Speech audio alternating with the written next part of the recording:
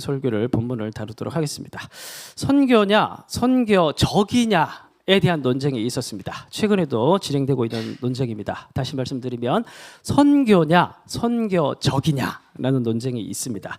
딱 한 글자 차이인데 이것이 무슨 논쟁거리가 될 수 있냐? 맥락이 있습니다. 그간 한국교회에서는 많은 전도와 많은 선교가 있어 왔죠. 그런데 그런 선교와 그런 전도들이 너무 양적인 선교 혹은 너무 프로그램이나 행사로서의 선교, 전도였고 그런 것들을 너무 추구해 왔다라는 것입니다.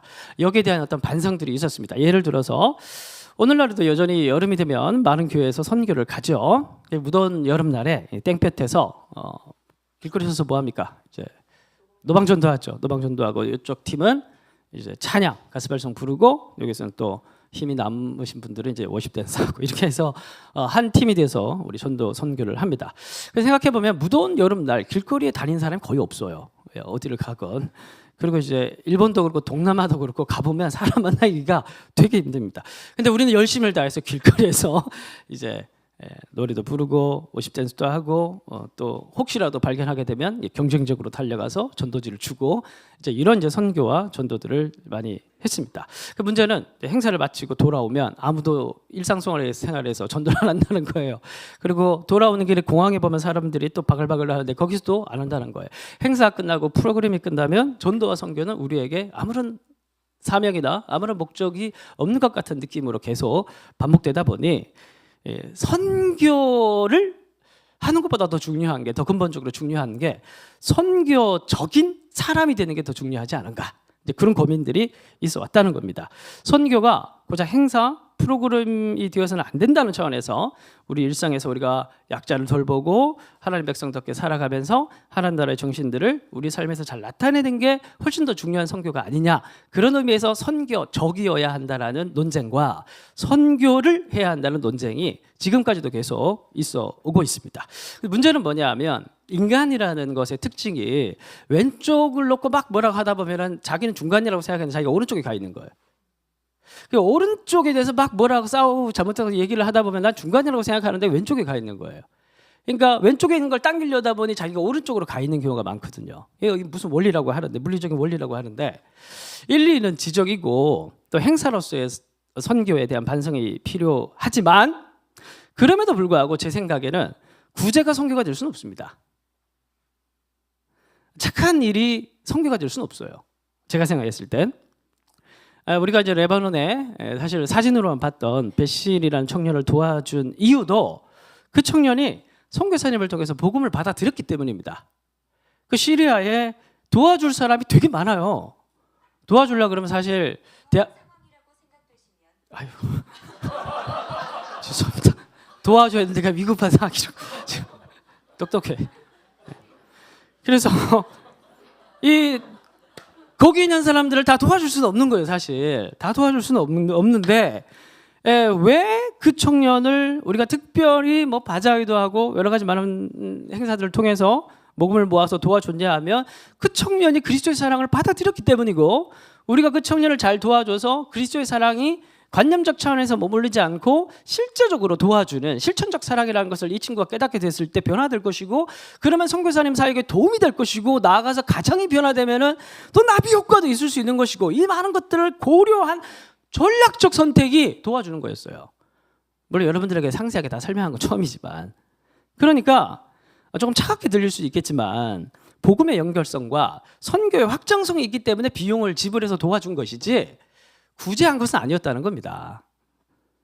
그래서 행사로서의 선교든 아니면 선교적 개인의 선한 삶을 통해서 하나님의 영광을 드러내든 우리가 중요한 근본적인 것을 잊어서는 안 되는 부분이 있는데, 선교와 전도에 관해서 그것은 무엇이냐 하면 어떤 방식으로건 우리는 예수님을 드러내는 것입니다. 예수님을 드러내고 예수님의 이름을 전파하고 그 이름을 세상 가운데 알리는 것보다 훨씬 더 긴급하고 역동적이고 더 시급한 과제는 교회에 없어요. 그러니까 한번 봅시다. 마태복음 5장 13절. 안 주긴 내가 줬는데. 로마서 10장 14절. 얘 때문에 그래, 얘 때문에. 자, 다 같이 읽어보겠습니다. 시작. 듣지도 못한 일을 어찌 믿으려. 연파한 자가 없이 어찌 들으리요. 이 바울 선생님이 얘기를 했던 이 로마서 10장 14절에서도 바울이 긴급하게 요청하고 있는 것이 뭐냐 하면 듣지 못한 일을 어찌 믿으라는 거예요. 믿을 수 있냐는 거예요. 복음과 전도와 선교에서 제일 중요한 건 뭐냐 하면 사실 두 가지씩입니다. 그 뒤에 설명보다 더 급한 게 뭐냐 하면 예수님의 이름을 알리는 거예요. 그게 굉장히 긴급한, 우리는 좀 뭐랄까 한가할 수 있겠지만 마음이, 그러나 굉장히 긴급한, 하나님 나라 입장에서 굉장히 긴급한 게 뭐냐 하면 예수님의 이름을 알리고 듣는 거예요. 이게 제일 급한 거예요. 듣지도 못한 일을 어찌 믿으리요. 전파하는 자가 없이 어찌 들으리요. 일단은 중요한 게 뭐냐 하면 그의 우리에게 주신, 하나님께서 인류를 구원하시기 위해서 긴급하게 그의 아들을 내어주신 그 길, 그 구원의 길, 그건 예수님이 마치 아이콘과 같은 거예요. 핸드폰을 열어보면 아이콘이 있죠? 그 아이콘을 클릭하면 들어가서 그 내용물을 다 누릴 수가 있는 건데 아이콘을 얘기하지 않고 누릴 수 있는 걸 얘기를 하면 그거 어떻게 들어가란 말입니까? 죄송해요, 자꾸 화를 내서. 제일 중요한 건 뭐냐 하면 예수님의 이름을 일단 알리는 거예요. 일단은 듣게 하는 것이고 일단은 전하는 것입니다. 그게 사실은 뭐 여러 가지 논쟁 다 좀 지우고 제일 중요한 건 뭐냐면 예수님의 이름을 알리는 거예요. 그보다 더 급하고 더 긴급한 건 없습니다. 라고 바울이 얘기를 하는 것이죠. 자, 봅시다. 마태복음, 요거예요. 그래서 근데 이 논쟁들이 다 무의미하다는 게 아니고 마태복음 5장 13, 14, 15절, 16절을 보면 너희는 세상의 소금이니, 예수님의 그 산상수훈, 너희는 세상의 빛이라. 이같이 너희 빛이 사람 앞에 비치게 하여 그들로 너희 뭘 보고? 착한 행실을 보고 하늘에 계신 너희 아버지께 영광을 돌리라는 예수님의 말씀도 있습니다. 그 개인적인 삶도 필요합니다. 최근에 어떤 이제 새가족 분이 오셨는데 어떻게 오시게 되겠냐 이렇게 물어보니까 데리고 온 친구 중에 그리고 이제 자기 주변에 있는 다른 교회 다니는 친구들은 보면 일반적인 특징이 있었는데 그게 뭐냐 하면 뭔가 믿는 구석이 있더라. 돈이 많은 거야. 뭐 믿는 구석이 있더라. 그래서 이것 보고 자기도 한번 뭔가 좀 있는 것 같아서 와봤다 이렇게 이제 말씀을 하시더라고요. 제가 봤을 땐 이것도 착한 행실입니다.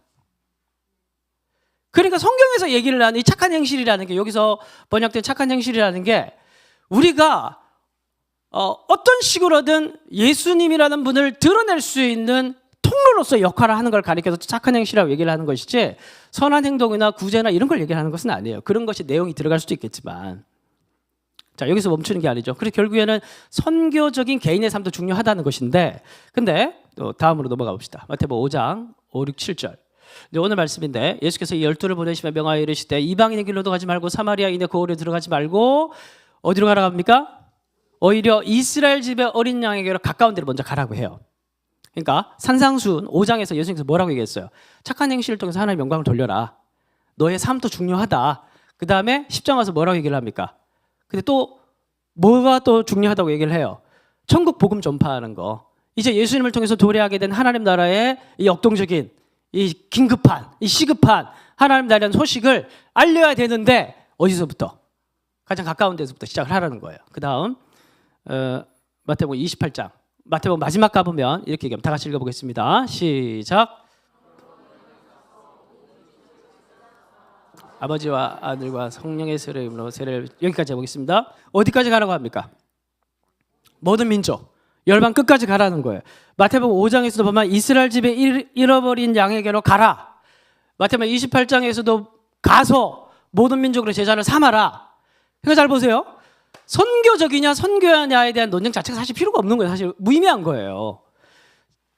우리의 개인적인 일상적인 삶에서도 우리가 계속 염두에 복음 전파자로서, 그리고 구원받은 제자로서, 성도로서, 그리스도인으로서 우리가 늘 염두에 둬야 될 우리의 정체성은 뭐냐 하면 어떤 방식이건, 그건 뭐 착한 방식이건 아니면은 뭐 구제하는 방식이건 아니면 우리가 뭐 있는 것처럼 살아가는 방식이건 어쨌든 그건 뒤에 가서 살펴보게 돼. 전략적인 방식인데 그런 걸 통해서 우리가 염두에 둘 건 우리의 삶을 통해서 어떤 방식을 통해서 우리가 예수님을 드러내야겠다라는 정체성과 시간과 기회와 모든 전략적 상황이 된다면 가까운 곳에서부터 예수님의 이름을 전하고 할 수만 있으면 열방 끝까지 가서 복음을 전하는 게 우리의 일생의 목표라는 거예요. 믿으십니까? 이게 마태복음 전체에서 예수님께서 그의 부르심을 받은 모든 제자들에게 예수님께서 요청하는 복음 전파자로서의 삶에 대한 부분이라는 겁니다. 그러니까 애당초 선교와 선교적이냐는 개념은 대립될 수가 없는 개념인 것이죠. 자, 그런데 여기서 끝나지 않고 이러한 복음 전파자의 삶으로 예수님의 제자들뿐만 아니라 우리 모두가 부름을 받았어요. 지금 표정들이 지금 다 남의 얘기하는 것처럼 듣고 있는데 저 사람 목사님 부름 받은 거 아니야? 다 옆 사람과 인사합시다. 당신도 부름 받았습니다. 다 부름 받았어요. 예수 안 믿는 사람들 다 부름 받았어요. 우리 모두의 얘기예요. 모두의 얘기. 뭐 선교사님 얘기가 아니라 우리를 모든 사람 다 얘기를 하는 거예요. 자, 그런데 이러한 예수님의 부름을 받은 복음 전파자의 사명을 받은 예수 믿는 모든 성도들에게 예수님께서 두 가지 당부를 하시는 게 오늘 핵심입니다. 오늘 10장에서 예수님께서 제자들 파송을 보내시면서 크게는 두 가지 당부를 하시는데 첫 번째 보시면 8절부터 보겠습니다. 8절 첫 번째 당부입니다. 병든 자를 고치며 죽은 자를 살리며 나병 환자를 깨끗하게 하며 귀신을 쫓아내되 너희가 거저 받았으니 거저 주라. 너희 전대에 지갑이에요. 금이나 은이나 동을 가지지 말고 여행을 위하여 배낭이나 캐리어예요. 두 벌 옷이나 신이나 지팡이를 가지지 말라. 이는 다 같이 시작. 일꾼이 자기의 먹을 것 받는 것이 마땅함이라. 자, 이게 첫 번째 당부입니다. 8에서 10절까지가 한 토막이에요. 이게 뭘 강조하는 걸까요? 복음 전파자로서의 정체성을 가지고 살아가는 그리스도인들이 가져야 될 얘기하셨던 당부인데 이게 한마디로 하면 뭘까요? 뭐 다시 풀어 설명해 보면 돈을 너무 가지지 말고, 두 번째 캐리어에 너무 많은 옷을 담아서 선교 가지 말고, 여행 가냐? 막 이렇게 얘기하는 거예요. 세 번째 불필요한 액세서리, 뭐 십자가 목걸이 뭐하러 달고 다니냐? 뭐 이렇게 얘기하시는 거지. 걸치고는 다니고 다니지 마라. 그리고 네 번째 뭐예요? 부족한 것이 있으면 현지 조달해라. 이 네 가지를 얘기하시는 건데, 그럼 이건 뭘까요? 선교를 가는 사람에게 여행용 가이드 말씀을 하신 건 아니겠죠. 복음 전파자가 일반적으로 살아가는 삶의 태도에 대한 걸 얘기를 하는 거겠죠. 그럼 이건 뭘 얘기하는 걸까요? 우리가 어떻게 살라는 걸까요? 복음을 전파하며 살아가는 자가 가져야 될 기본적인 태도의 어떤 부분을 얘기하는 걸까요? 오늘 이제 8절에서부터 쭉 진행되는 예수님의 당부는 16절 가서 요약적인 한 구절로 끝납니다. 16절 보겠습니다. 여기 요약이에요. 보라, 내가 너희를 보내며 양을 이리 가운데 보낸과 같도다. 그러므로 너희는 뱀같이 지혜롭고 또 한편 어떻게? 비둘기같이 순결하라는 말이에요. 앞에 당부가 8, 9, 10절이 뭐냐 하면 복음 전파자의 삶에서 가장 중요한 건 뭐냐 하면, 기본적으로 중요한 건 뭐냐 하면 비둘기같이 순결하라는 거예요. 그러니까 간편한 복장, 부족한 자원은 현지에서 조달할 것, 이건 뭐냐 하면 너의 온 정성과 너의 온 정신의 집중이 어떻게 하면 복음을 드러내고 예수의 이름을 전파하고 그의 나라를 이 땅 가운데 임하게 할 것인지에 대한 그 핵심에 집중하는 몰입, 인생의 가치관의 분명한 목표, 너의 삶의 온전한 방향, 이것이 오직 예수 그리스도를 드러내는 것에 너의 순전함을 드려야 된다는 거예요. 제가 성경을 읽고 배우고 가르치는 것을 많이 강조하는 편입니다. 그래서 여러분들이 막상 교회 왔는데, 동그라미 교회 왔는데 생각보다 또 뭐 하는 건 없잖아요, 그죠? 어쨌든 성경을 제가 중요하게 많이 강조하는 이유가 있습니다. 왜냐하면 저는 경험해 봤기 때문이에요. 목사가 뭐 당연한 거 아니냐 이렇게 얘기하면 또 할 말은 없지만, 말씀으로 사람이 바뀌는 걸 사역을 통해서 크게 경험한 적이 있습니다. 저 스스로도 말씀을 연구하면서 예전에 다 말씀드렸듯이 아마 크게 저 스스로도 바뀌었고, 성경을 읽고 배우고 그 성경에 있는 본래의 뜻을 드러내면 내 마음이 바뀌고 삶이 바뀌는구나를 모태신앙으로 자라면서도 경험해보지 못했는데 1, 2년의 짧은 기간에 경험을 해버렸어요. 성경을 통해서 목사의 마음이 바뀌네. 이걸 경험해서 그러면 이거 그대로 한번 이 루틴을 청년부 담당하고 있을 때 청년부에 적용을 해봐야겠다. 적용을 3년 동안 했는데 애들이 다 바뀌었어요. 뭐 설명할 지금 시간이 없어서 그냥 넘어가는데, 뭐 예를 들어서 3박 4일 수련회를 가면 오전에 PBS 1시간, GBS 2시간, 오후에 PBS 1시간, GBS 2시간, 저녁 집회 생략, PBS 1시간, GBS 2시간, 이런 식으로 3박 4일 수련회를 보냈어요. 그 여러분 막 듣기만 해도 막 안 가겠다 이렇게 막 결단이 세워지는 그런 수련회죠. 예? 애들이 다 밖에서 돌아왔어요. 막 다 죄 고백하고 난리가 났어요. 권사님, 장로님들이 자기가 아들, 딸들이 평생을 교회 다니는데 이렇게 변화된 거 처음이라고 얘기를 해요. 그렇게 다들 화나게 해서 집에 돌아온 게 아니에요. 얼굴 시커매서 돌아왔어요. 말씀을 직면하니까 이렇게 살아야 돼서는 안 된다는 절망감이 든 거예요. 그걸 한 3년 동안 하니까 청년들이 12명이 저보고 개척하재요. 준비도 안 됐는데. 그래서 얼렁뚱땅 개척했다가 이것도 아니다 이러고 돌아온 거예요. 예? 제가 개척하자고 그런 게 아니에요. 걔들이 하자 먼저 하라고 그러는 거예요. 30대 초반 애들이. 말씀이 이렇게 사람을 바뀌는 능력을 제가 경험을 하니까 제가 목회를 하는데 성경을 강조하지 않을 수가 없는 거예요. 아니까. 그 능력을 아니까. 예수를 맛본 사람은 예수께 집중하지 않고는 견딜 수가 없는 거예요. 왜? 아니까. 그 말인 거예요. 비둘기같이 순결하라는 말은. 여러분들이 예를 들어서 하다못해 설렁탕 집에 가서 아주 맛있는 설렁탕을 경험했다고 칩시다. 그러면은 너무너무 놀라운 가성비의 설렁탕을 경험한 거예요. 이런 설렁탕은 정말 말 그대로 둘이 먹다가 하나 휴거돼서 올라가도 모를 정도로 놀라운 맛이에요. 여러분 어떻게 하겠어요? SNS에, 페이스북에, 인스타에, 스레드에 올릴까요? 안 올릴까요? 올리겠죠. 그리고 여러분 가까운 사람들의 그 근처에 지나가는 사람이 있으면 꼭 그 집에 가봐라. 얘기를 해요? 안 해요? 하죠. 나만 몰래 뭐가 이런 사람 없잖아요. 그죠? 돈 드는 것도 아닌데. 이 좋은 소식을. 그죠? 복음이란 게 뭡니까? 깊은 소식 아닙니까? 내가 경험한 맛. 돈 드는 것도 아니고. 예? 이거는 소유하는 개념이 아니기 때문에 모든 사람들이 다 누릴 수 있는 것이기 때문에 이 기쁜 소식 아닙니까? 그래서 이걸 맛본 사람은 어쩔 수가 없는 거예요. 전할 수밖에 없는 거예요. 왜? 맛을 봤으니까. 경험을 했으니까. 비둘기같이 순결하라는 말은 무슨 말이냐 하면 네가 맛본 걸 집중을 해서 그 순전함을 가지고 전하라는 거예요. 그래서 또 한편으로 비둘기같이 순결하라는 말은 무슨 말이냐 하면 우리가 그러한 사명자로 살기 위해서는 날마다 그리스도의 이름에 집중해야 된다는 거예요. 다른 데 집중하지 말고 내가 어디로부터 와서 어디로 가는지 우리가 예수 그리스도를 믿음으로 구원이 시작됐다고 하면 그 이전 삶은 없는 거예요. 이제 새로운 삶이 시작되는 거예요. 그 새로운 삶은 뭐냐 하면 오직 예수의 이름을 전하고 드러내고 나타내고 그의 나라를 이 땅 가운데 임함을 통해서 옛 시대 가운데 새 시대가 도래했다는 소식을 알리는데 내 삶이 집중되어 있다는 걸 얘기를 하는 거예요. 어떻게? 날마다 예수를 경험함을 통해서. 그게 안 되면 기억이 희미하면 맛이 희미하면 오늘도 내가 복음 전파자로 살기 위해서는 예수를 경험해야 된다는 거예요. 그의 말씀에 집중하고 그의 이름을 기도하고 집중을 해야 우리의 삶에 전파자로서의 사명자로서의 그 중심이 회복된다. 그렇게 얘기를 하는 게 비둘기같이 순결하란 말이에요. 캐리어에 2벌 이상 옷 넣지 말고 지갑에 돈 많이 넣지 말고 단촐하게 거기 가서 현지 가서 모든 물건들 다 조달하고 그 말은 무슨 말이냐 하면 우리의 마음이 순결하게 그리스도께 집중이 돼야 복음 전파자로서의 삶을 감당할 수 있지 않겠니? 라고 얘기를 하고 있는 겁니다. 두 번째 11절부터 14절 두 번째 당부입니다.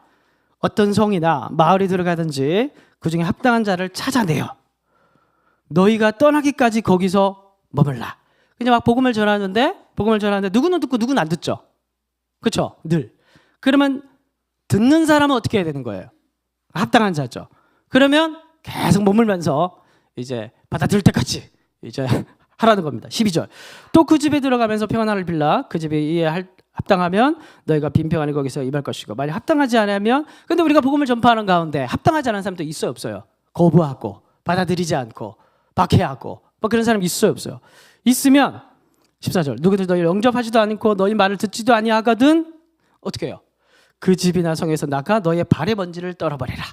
그러니까 이 집에 임할 재앙은 나와 상관이 없다 라는 선포를 하고 가라는 겁니다.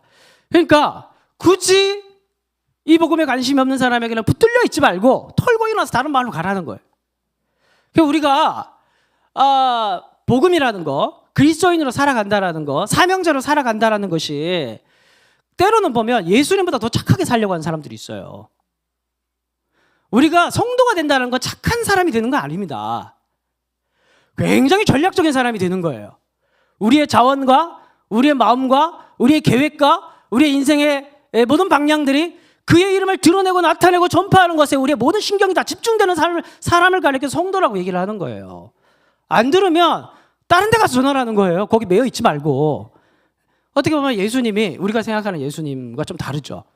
우리가 생각하는 예수님이면 사랑으로 막 이렇게 하실 것 같은데, 여러분 23절 봅시다.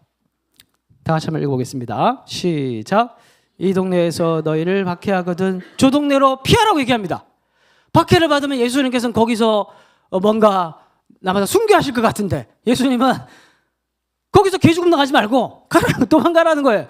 도망가고 저기서 안 받아들이면 다른 데 가고 계속해서. 왜 이렇게 얘기를 하는 걸까요? 지금 우리가 생각할 때는 하나님의 복음이, 예수의 복음이 한가하게 느껴질 수도 있겠지만 우리의 우선순위가 아니기 때문에 우리는 긴급한 요청으로 받아들이지 않을 수도 있겠지만, 하나님의 입장으로 봤을 때, 이 세상을 구원하기 위해서 자기 아들을 내어주신 하나님의 입장으로 봤을 때 복음 전파와 그의 아들을 드러내는 그 사역은 너무 긴급한 사역인 거예요. 시간 낭비할 수 없는 사역인 거예요. 이것은 오로지 이것이 최대한 짧은 시간 안에 많은 사람들에게 전파되어져서 하나님의 백성들을 추수해야 될. 여러분, 그래서 우리가 농사를 지어보진 못했지만은 추수할 때 보면은 벼가 익어가지고 곡식에 다 숙여 있는데 빨리 베야죠. 아니면 썩잖아요. 빨리 다 베야 되는 거예요. 그런 긴급한 요청의 시대에 대한 맥락에서 예수님께서 이렇게 얘기를 하고 있는 거예요. 그래서 16절 말씀 보시면, 보라 내가 너희를 보냄이 양을 이리 가운데 보낸과 같도다. 그러므로 너희는 뭐같이? 뱀같이 지혜로우란 말이 후반부의 말씀인 겁니다. 앞에 비둘기같이 순결하라는 말은, 그러니까 순결하라는 단어가 이제 아케라이오스라는 단어인데, 이게 순결하다, 순전하다로 번역이 되고, 두 번째로는 미련하다라도 번역이 됩니다. 그러니까 그리스도인이 너무 미련하면, 너무 순전하면, 너무 예수님, 사랑, 이런 것만 너무 이러고 있으면 미련하게 되는 거예요. 그게 아니라는 거예요. 균형을 잡으라는 거예요. 우리의 핵심은 뭐다? 예수의 이름을 드러내는 거, 그의 복음을 증거하는 거, 그거에 오로지 초점 맞춰져 있으면서 영리하게, 뱀처럼 영리하게, 그래서 너의 사명을 잘 감당하는 게, 그게 복음 전파자로서의 삶이다. 예수님께서 지금 10장에서 이렇게 얘기를 하고 있는 것입니다. 그래서 마지막으로 여러분들에게 인도네시아에서 11년간 회계학 교수로 재직을 하시면서 직장인 선교사로 활동하셨던 손창남 선교사님이 있습니다. 그분이 남기신 책 중에 직업과 선교라는 책이 있어요. 사보지 마십시오. 지금 요약해 드리는 겁니다. 그래서 네 가지 직장인 선교에서 네 가지 타입이 있는데, 이 네 가지 타입의 단계를 밟으면서 자기는 11년간 복음을 전했다. 이제 그렇게 소개를 합니다. 자, 한번 들어보시고 좀 여러분들 삶에서 좀 어떤 전략적인 부분들을 좀 찾을 수 있는지 한번 고민해 보시기 바랍니다. 첫 번째 타입이 뭐냐면 행동으로만 하는 증거입니다. 행동으로만 하는 증거. 예를 들어서 우리나라 간호사님들은 어딜 가나 불친절한 게 디폴트 값이죠. 그래서 왜냐하면 피곤하고 힘드니까. 그런데 그런 와중에 그리스도인 간호사가 있다. 여기도 있을 수 있는데, 있다. 그러면 그분은 남들 다 불친절하니까 그분 뭐 해야 돼요? 착해서 친절한 게 아니라 뭐예요? 전략적 친절을 해야 되는 겁니다. 이해가 되세요?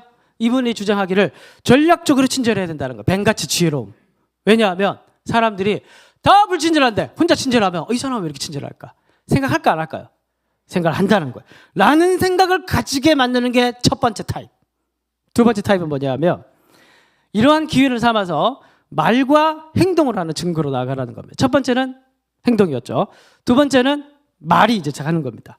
그래서 이제 그 간호사 얘기로 다시 돌아가 보면, 그래서 병동에서 이제 아픈 환자가 있는데, 그런데 이 간호사의 좀 차별된 행동을 통해서 이 환자가 그 간호사를 좀 좋게 보겠죠. 좋게 보는데 어느 날 이제 수술에 들어가야 되는 순간이 닥쳤어요.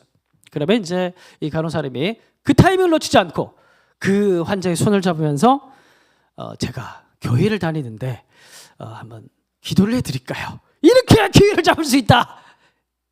나는 표정이 왜 그래요? 나와는 상관없는 것처럼 지금. 좋습니다. 그러면 이제 실제 예를 들어보겠습니다.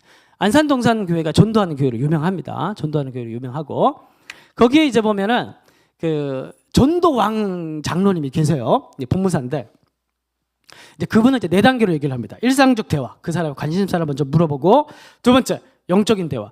일상적인 대화를 꼬리로 물고 들어가서 거기에 분명히 심화된 어떤 질문들을 던져서 그 다음에 이끌어내서 마지막에 그리스도를 제시하고 결단을 촉구하는 이 네 가지 과정을 루틴화 시켜서 만나는 고객들에게 복음을 전해서 1년에 100명씩, 그 안산동산교회 전도하는 게 유명한데 그 중에서도 탑. 예. 그래서 많이 간증하러 돌아다니십니다. 이제 이 장로님이, 근데 이 장로님 가만 보니까 한국 사람들이 예민한 부분이 있는데 그게 뭐냐면 자녀 교육. 저희 집은 전혀 예민하지 않은데 공감이 되진 않지만 일반적으로 자녀 교육에 예민하다고 해요. 그래서 이걸 이제 미끼로 얘기를 하다가 자녀 있냐고, 자녀 있다고 얘기하면 뭐 혹시 뭐 자녀 어떻게 교육을 하고 있냐, 나도 자녀 교육이 많이 고민인데 뭐 자녀가 혹시 무슨 꿈을 가지고 있냐 이렇게 얘기하면 보통 부모님들은 자기 자녀의 꿈을 크게 가지잖아요, 그렇죠? 꿈을 낮게 가지고 있는 사람 없잖아요, 그죠? 다 뭐 대통령, 미국 대통령 이 정도 다 꿈꾸고 있잖아요, 그죠?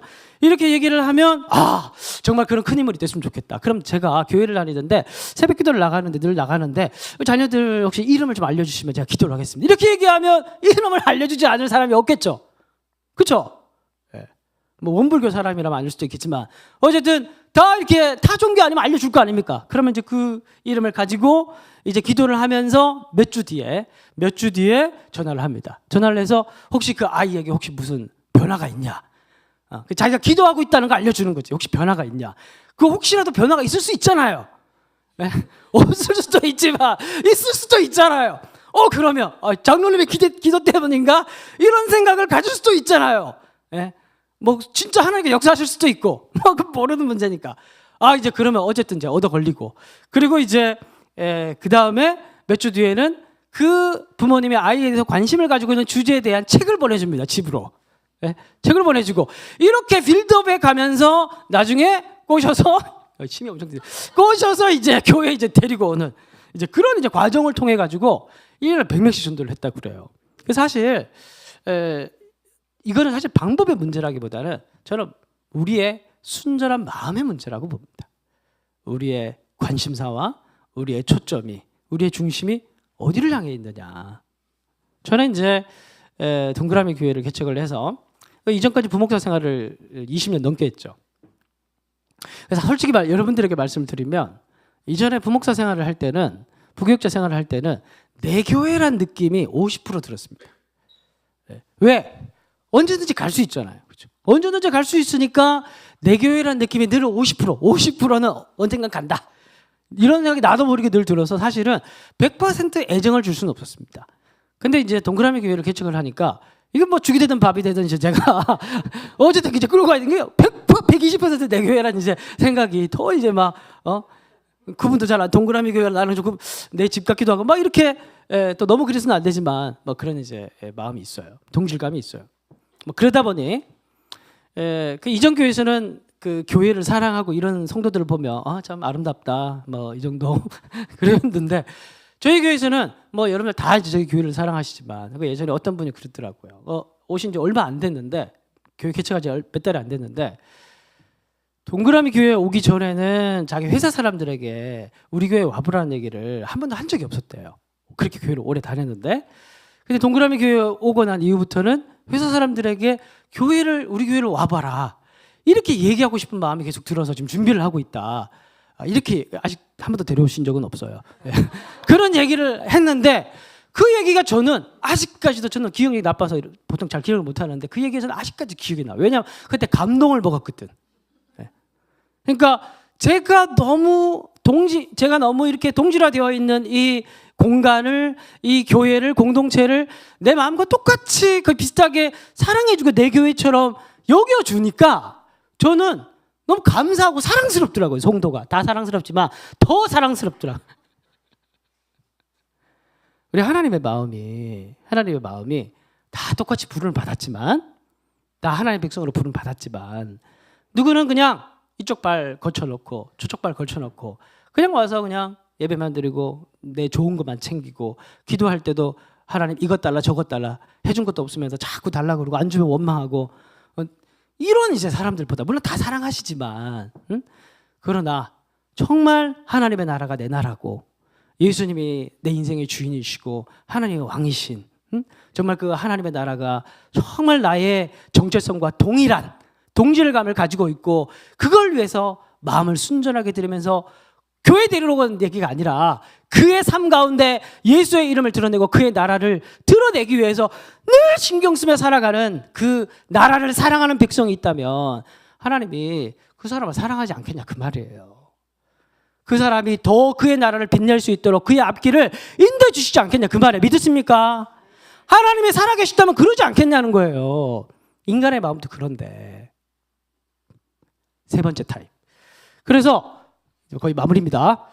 조직적인 세 번째 더 완성이 되면 빌드업 되면 조직적인 사역으로 이제 증거를 하라는 겁니다. 병동에서 예배모임을 만든다든지 직장에서 성경 공부를 만든다든지 뭐 이런 모임을 만들어서 초대하는 이제 그런 일들을 하라고 합니다. 네 번째는 자신의 직업 자체가 복음을 전하는 도구가 되는 거예요.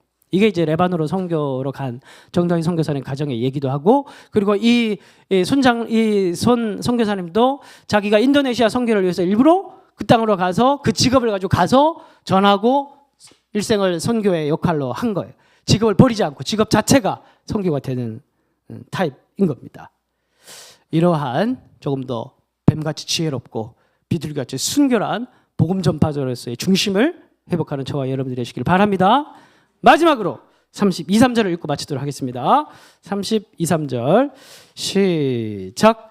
누구든지 사람 앞에서 나를 시인하면 나도 하늘에 계신 내 아버지 앞에서 그를 시인할 것이요 누구든지 사람 앞에서 나를 부인하면 나도 하늘에 계신 내 아버지 앞에서 그를 부인하리라. 아멘. 다 같이 일어나셔서